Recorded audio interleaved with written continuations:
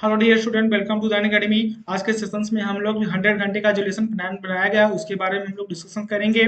जो है, सबसे पहले मैं अपना आपको इंट्रोडक्शन दे दूं तो मैं मंगला यादव जौनपुर उत्तर प्रदेश का रहने वाला हूं। अगर हम अपने एजुकेशन बैकग्राउंड की बात करें तो हमने बैचलर ऑफ साइंस से बीएससी किया हुआ है। अगर हम अपने टीचिंग एक्सपीरियंस की बात करें तो हम पिछले 3 साल से लगातार सीबीएसई बोर्ड के बच्चों को क्लास 10th का साइंस पढ़ाते हैं, जो है जिसमें हम उनकी अच्छे अच्छे मार्क के साथ वो अपने बोर्ड एग्जाम को क्लियर कर पाए, उनकी इस तरह से हम उनकी मदद करते हैं। चलिए हम देखते हैं कि कौन से सब्जेक्ट कौन सब्जेक्ट हम आपको पढ़ाएंगे। सबसे पहले हम बता दें, आपको क्लास 10th का जो है साइंस है उसे हम आपको पढ़ाएंगे। इसमें 3 पार्ट होते हैं। नंबर 1 पार्ट होता है फिजिक्स, जिसे हम क्या कहते हैं, भौतिकी विज्ञान कहते हैं। क्या कहते हैं बेटा, भौतिकी विज्ञान कहते हैं। और नंबर 2 होता है बेटा केमिस्ट्री, जिसे हम क्या कहते हैं, रसायन विज्ञान कहते हैं। और नंबर 3 पे क्या आता है, बायोलॉजी, जिसे हम क्या कहते हैं, जीव विज्ञान कहते हैं। अब इसके बाद चलिए देखते हैं कि भौतिकी विज्ञान पार्ट 1 में हम आपको कौन सा चैप्टर पढ़ाएंगे। पहले पहले पहला चैप्टर है light reflection and refraction. Light reflection and refraction, जिसे हम हिंदी में क्या कहते हैं, प्रकाश परावर्तन और अपवर्तन। इसे हम आपको 6 घंटे में पढ़ाएंगे, जिससे आपको आसानी से समझ में आ जाए और आपको इसको एकदम साधारण तरीके से हम आपको एकदम अच्छे से एक्सप्लेन करेंगे आपके सामने, जिससे आपको ये अच्छे से समझ में आ जाए। हम आपको सभी टॉपिक्स को एकदम अच्छे से एकदम आसान तरीके से एक्सप्लेन करेंगे। नंबर 2 पे आता है इलेक्ट्रिसिटी, जिसे हम क्या कहते हैं हिंदी में, बिजली। इस चैप्टर को हम आपको 5 घंटे में क्या करेंगे, क्लियर कर देंगे एकदम अच्छे से, एकदम साधारण भाषा में आपको समझाएंगे, जिससे आपको एकदम अच्छे से समझ में आ जाए। और नंबर 3 पे आता है बच्चों magnetic effect of electric current, जिसे हम हिंदी में कहते हैं विद्युत धारा के चुंबकीय प्रभाव। इस चैप्टर को बच्चों हम 6 घंटे में क्या करेंगे, कंप्लीट कर देंगे।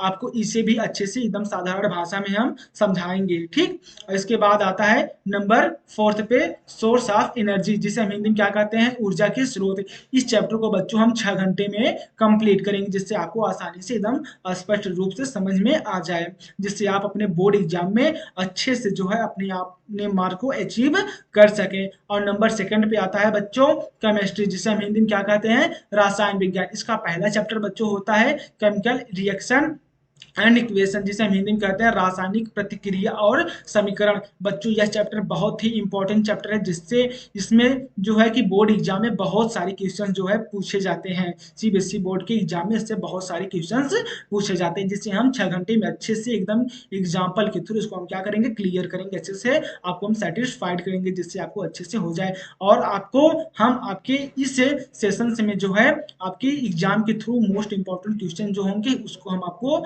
प्रोवाइड करेंगे, ठीक, पीडीएफ के रूप में। और नंबर 2 पे आता है बच्चों एसिड बेस एंड साल्ट, जिसे हम हिंदी में क्या कहते हैं, अम्ल क्षार और लवण। इस चैप्टर को भी बच्चों हम 6 घंटे में कंप्लीट करेंगे। यह भी चैप्टर बच्चों इंपॉर्टेंट है बोर्ड की निगरानी से। अगर देखा जाए तो यह भी चैप्टर बहुत ही ज्यादा इंपॉर्टेंट है। इस चैप्टर से भी सीबीएसई बोर्ड में जो है बहुत सारे क्वेश्चन पूछे जाते हैं, और इसमें हम आपको अच्छे से समझाएंगे, अच्छे से आपको पढ़ाएंगे, जिससे आपको अच्छे से ये क्या हो जाए, समझ में आ जाए। इसके बाद हम इसमें क्या करेंगे, आपको इंपॉर्टेंट क्वेश्चन जो होंगे उसको हम आपको एक बार हल करवा देंगे, जिससे आपको आपके बोर्ड एग्जाम में कोई प्रॉब्लम्स ना आए। और इसके बाद केमिस्ट्री का नंबर 3 जो चैप्टर है ये है मेटल एंड नॉन मेटल्स, जिसे हम क्या कहते हैं हिंदी में, धातु और अधातु। इस चैप्टर को भी बच्चों हम क्या करेंगे, 6 घंटे में कंप्लीट करेंगे, ठीक। इस चैप्टर को भी हम क्या करेंगे, 6 घंटे में कंप्लीट करेंगे।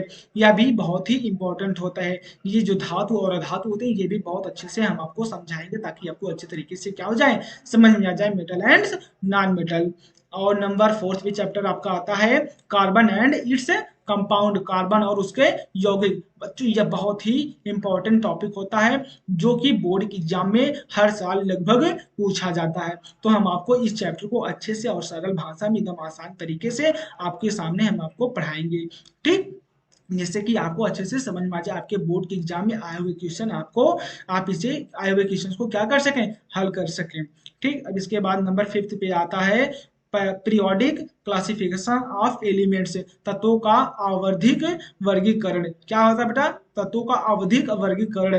यह भी हम बच्चों आपको 6 घंटे में क्या करेंगे, कंप्लीट कर देंगे। इस चैप्टर को भी हम 6 घंटे में कंप्लीट कर देंगे। इसमें बेटा एलिमेंट्स होते हैं, क्या होते हैं, एलिमेंट्स होते हैं, जैसे हाइड्रोजन, हीलियम, लिथियम, बेरिलियम, ये सब जो होते हैं इसको बेटा हम आपको शॉर्ट ट्रिक के माध्यम से क्या करेंगे, अच्छे से एक्सप्लेन करेंगे, ताकि आप अपने बोर्ड के एग्जाम में अच्छे से क्या कर पाए, अच्छे से आप अपने बोर्ड एग्जाम को दे पाए, अच्छे आप मार्क को अचीव कर पाए। ठीक, अब इसके बाद देखते हैं नंबर थर्ड। नंबर थर्ड पे क्या आता है बच्चों? नंबर थर्ड पे आता है बायोलॉजी, जिसे हम हिंदी में क्या कहते हैं? जीव विज्ञान। बेटा इसका पहला चैप्टर क्या है? लाइफ प्रोसेस, क्या? जीवन प्रक्रिया, जीवन चक्र। ये बच्चों यह जो चैप्टर है बहुत ही ज्यादा इंपॉर्टेंट है, जिसे मैं 7 घंटे में कंप्लीट करूंगा। बहुत ही स्लोली स्लोली आपको पढ़ाऊंगा आसान तरीके से, ताकि आपको अच्छे से एकदम क्या हो जाए, समझ में। हालांकि मैं आपको सभी टॉपिक से सब आपको एकदम आसान तरीके से अच्छे से पढ़ाएंगे, ताकि आपको अच्छे से एकदम क्या हो जाए, ये समझ में आ जाए। नंबर 2 पे आता है बच्चों कंट्रोल एंड कोऑर्डिनेशन, नियंत्रण और समन्वय, जिसे हम क्या कहते हैं? नियंत्रण और समन्वय। ठीक, इस चैप्टर को भी बच्चों हम क्या करेंगे? 8 घंटे में क्या कर देंगे? कंप्लीट करेंगे, और एकदम आपको स्लोली स्लोली एकदम अच्छे से पढ़ाएंगे, जिससे आपको अच्छे से याद हो जाए और अच्छे से आ जाए। यह चैप्टर बेटा बहुत ही इंपॉर्टेंट होता है। इस चैप्टर से क्या होते हैं? हर साल आपके board exam, CBSE board exam में क्या होते हैं? पूछे जाते हैं। ठीक, सीबीएसई बोर्ड एग्जाम में यह बहुत ही ज्यादा इस चैप्टर से आपके क्वेश्चंस जो है पूछे जाते हैं। नंबर 3 पे आता है बेटा हाउ डू ऑर्गेनिज्म रिफ्रैक्शन, अर्थात जीवों का अपवर्तन कैसे होता है। इस चैप्टर को भी मैं 7 घंटे में क्या कर दूंगा? कंप्लीट कर दूंगा, ताकि जिससे ये चैप्टर आपको अच्छे से एकदम समझ में आ जाए। ठीक, अब इसके बाद नंबर 4 पे आता है हेरिडिटी एंड इवोल्यूशन, अनुवंशिकता और विकास। इस चैप्टर को बेटा यह थोड़ा सा छोटा होने के कारण इसको हम आपको 6 घंटे में कंप्लीट कर देंगे, और इस चैप्टर से बोर्ड के एग्जाम में हर साल क्वेश्चन जो है पूछे जाते हैं, जिससे कि आपको मैं इस तरह से पढ़ाऊंगा ताकि आपकी हर आने वाले बोर्ड एग्जाम में आपकी जो क्वेश्चन हो अच्छे से आप कर सकें, और अपनी मार्क्स को अच्छे से आप अचीव कर सकें। इसको बहुत ही आसान तरीके से आपको पढ़ाया जाएगा। इसमें मेंटल सर्किल जो द्वारा दिए गए सिद्धांत हैं, उन सभी चीजों को इसमें क्या किया जाएगा? पढ़ा जाएगा। इसके बाद नंबर आता है फिफ्थ। फिफ्थ पे आता है the human eyes and the colourful world, अर्थात इसे हम क्या कहते हैं हिंदी में? मानव नेत्र और रंगीन संसार। हम इस चैप्टर में मानव नेत्र, ह्यूमन आइज के बारे में पढ़ेंगे। ह्यूमन आइज से रिलेटेड जो है टॉपिक्स को हम पढ़ेंगे। इस चैप्टर को बच्चों हम क्या करेंगे? 6 घंटे में कंप्लीट करेंगे। इससे हम आपको आराम आराम से पढ़ाएंगे, और जिससे आपको अच्छे से ये क्या हो जाए? एकदम समझ में आ जाए, जिससे आप अपने बोर्ड के एग्जाम में अच्छे से क्वेश्चंस को हल कर पाए। ठीक, नंबर 6 पे आता है बच्चों आवर इन्वायरमेंट, हमारा पर्यावरण। जो हमारे चारों तरफ ये खाली जगह दिखती है, यह क्या है बच्चों? ये हमारा पर्यावरण है। इस चैप्टर को हम 7 घंटे में क्लियर करेंगे, ताकि ये अच्छे से आपको आ जाए। यह चैप्टर अच्छा चैप्टर, बहुत अच्छा चैप्टर है। इससे हर साल बोर्ड के एग्जाम में 1-2 क्वेश्चन हर साल पूछे जाते हैं, जो है यह हर साल पूछे जाते हैं इस चैप्टर से बोर्ड के एग्जाम में क्वेश्चन से। यह चैप्टर क्या है बेटा? इंपॉर्टेंट है। इसको हम आपको आराम से पढ़ाएंगे, जिससे कि आपको अच्छे से समझ में आ जाए। इसके बाद नंबर 7 पे आता है बच्चों sustainable management of natural resource, क्या? प्राकृतिक संसाधनों का सतत प्रबंधन। इस चैप्टर में जो प्रकृति द्वारा, जो नेचर द्वारा दिए गए संसाधन हैं, उनका कैसे प्रबंधन किया जाए, इसके बारे में हम लोग पढ़ेंगे। और इस चैप्टर से भी लगभग हर साल एक क्वेश्चन आ ही जाते हैं। इस चैप्टर को हम आपको 6 घंटे में क्या करेंगे? क्लियर कर देंगे। ठीक, जिससे कि आप अपने बोर्ड की एग्जाम में अच्छे से आप क्वेश्चंस को हल कर पाए, और अपने अच्छे मार्क्स को अचीव कर पाए। आशा करता हूं बेटा आप सबको समझ में आया होगा। लाइफ प्रोसेस को जानने से पहले हम लोग लाइफ के बारे में जान लेते हैं। लाइफ क्या होती है, अर्थात जीवन क्या होता है। Life means the period between our birth and death. क्या बेटा? Birth and death is called as life. जीवन अर्थात हमारे जन्म से लेकर के, क्या बेटा? जन्म से लेकर के मृत्यु के बीच का समय, क्या बेटा? समय क्या कहलाता है? जीवन। मृत्यु के बीच का समय जीवन कहलाता है। चलिए बच्चों, अब हम लोग लाइफ प्रोसेस के बारे में जानते हैं। लाइफ प्रोसेस का अर्थात जीवन प्रक्रिया, the process by which green plants synthesis food from simple substance that is carbon dioxide and water in the presence of sunlight and chlorophyll is called photosynthesis. अर्थात इनका कहने का मतलब है बेटा, जीव को जीवन में जीवित रहने के लिए, किसको बेटा? जीव को जीवन में जीवित रहने के लिए किए गए प्रतिदिन जैविक क्रिया, क्या बेटा? जैविक क्रिया को हम क्या कहते हैं? जीवन प्रक्रिया कहते हैं। In unicellular organism all these process are carried out by that single cell, अर्थात एक कोश की जीव में, क्या बेटा? एक कोश की जीव में जैविक क्रिया एक ही कोशिका में संपन्न हो जाती है, अर्थात पूरा हो जाता है, एक ही कोशिका में पूरा हो जाता है। यूनिसेलुलर ऑर्गेनिज्म में all life process single cell में कंप्लीट हो जाता है।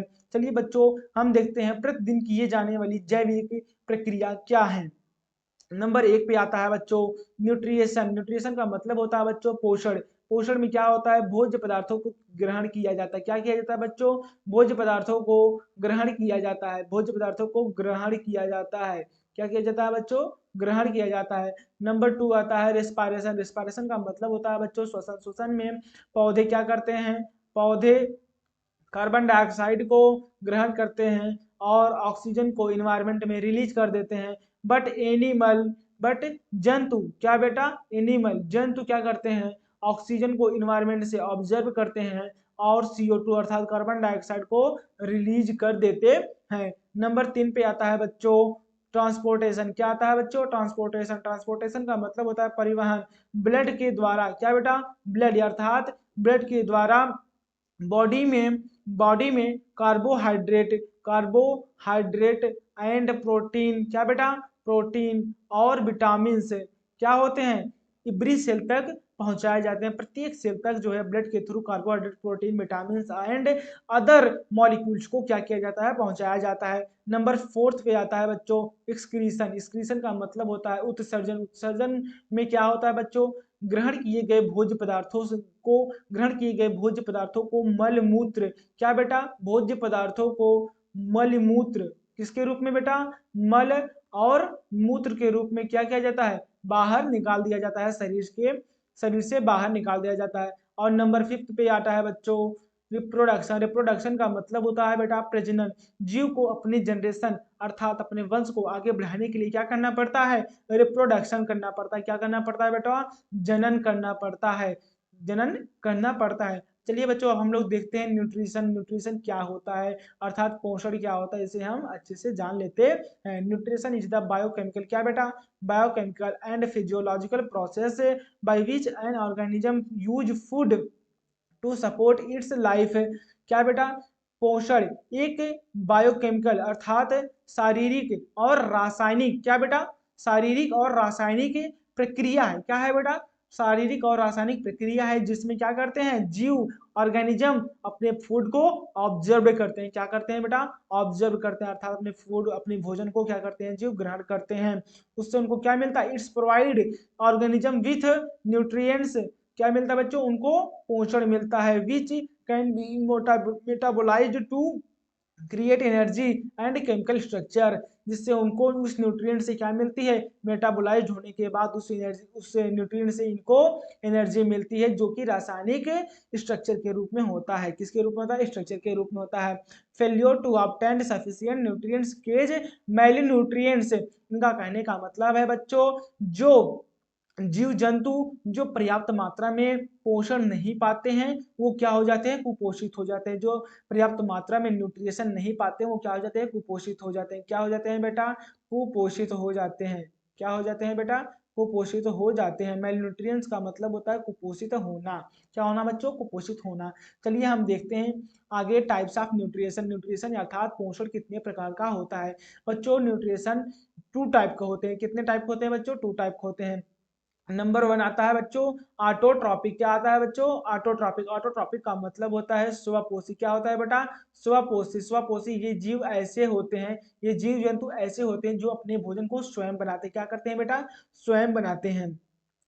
ठीक, अब इसमें देख लेते हैं कितने प्रकार के होते हैं। ये अपने जीव जो है ये अपना भोजन स्वयं बनाते हैं। इसमें नंबर 1 आता है बच्चों कीमो ऑटोट्रॉपिक। क्या आता है बच्चों, कीमो ऑटोट्रॉपिक। ये क्या होते हैं, रसायन संश्लेषी अर्थात रसायन स्वपोषी ऑर्गेनिज्म होते हैं, जीव होते हैं। ये क्या होते हैं, रसायन स्वपोषित जीव होते हैं। इसका बेस्ट एग्जांपल है बच्चों पर्पल सल्फर बैक्टीरिया, जिसे हम क्या कहते हैं, बैगनी सल्फर बैक्टीरिया कहते हैं। क्या कहते हैं बच्चों, बैगनी सल्फर बैक्टीरिया कहते हैं। अब इसके बाद नंबर 2 पे आता है फोटोट्रॉपिक। क्या आता है बेटा, फोटोट्रॉपिक। फोटोट्रॉपिक का मतलब होता है ये प्रकाश की उपस्थिति में, किसकी उपस्थिति में बेटा, प्रकाश की उपस्थिति में अपना भोजन बनाते हैं। क्या बनाते हैं बेटा, प्रकाश की उपस्थिति में अपना भोजन बनाते हैं, अपना भोजन बनाते हैं। क्या करते हैं बेटा, बनाते हैं। और इसका बेस्ट एग्जांपल है ग्रीन प्लांट्स। क्या बेटा, ग्रीन प्लांट्स क्या होते हैं बेटा, ग्रीन प्लांट्स होते हैं अर्थात हरे पौधे। लेकिन बेटा ये जो कीमो ऑटोट्रॉपिक है ये बिना प्रकाश की उपस्थिति में क्या करते हैं, अपने भोजन को बना लेते हैं। बिना प्रकाश की उपस्थिति में ये अपने भोजन को बना लेते हैं। अब नंबर 2 पे देखते हैं बेटा क्या होता है हेट्रोट्रॉपिक। हेट्रोट्रॉपिक का मतलब होता है बच्चों विषम पोषी। क्या होता है विषम पोषी। क्या होता है बच्चों विषम पोषी। विषम पोषी का अर्थ होता है ऐसे जीव जंतु जो अपना भोजन स्वयं ना बना पाए। क्या करें बेटा वो अपना भोजन स्वयं ना बना पाए उन्हें क्या कहते हैं हेट्रोट्रॉपिक कहते हैं। इसका नंबर 1 देखते हैं बेटा।